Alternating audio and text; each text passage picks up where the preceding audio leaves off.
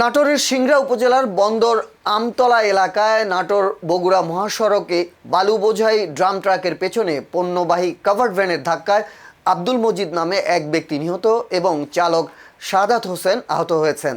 বৃহস্পতিবার 25 জুন ভোরে এ দুর্ঘটনা ঘটে। নিহত আব্দুল মজিদ প্রাণ অ্যাগ্রো লিমিটেডের কর্মচারী ছিলেন। পুলিশ ও স্থানীয় সূত্রে জানা যায়, মহাসড়কের পাশে দাঁড়িয়ে থাকা বালু বোঝাই ড্রাম ট্রাকের পেছনে বগুড়া থেকে নাটোরগামী প্রাণ অ্যাগ্রো লিমিটেডের কাভার ভ্যান সজোরে ধাক্কা দেয়। এতে কাভার্ড ভ্যানের সামনের অংশ দুমড়ে মুচড়ে যায়। ঘটনাস্থলে আব্দুল মজিদের মৃত্যু হয়। গুরুতর আহত চালক সাদাত হোসেনকে ফায়ার সার্ভিস উদ্ধার করে নাটোর সদর হাসপাতালে ভর্তি করে। ঝলমলিয়া হাইওয়ে পুলিশ দুর্ঘটনা কবলিত যান দুটি জব্দ করেছে।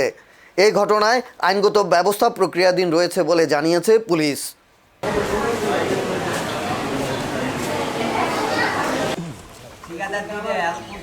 কোনটা না হবে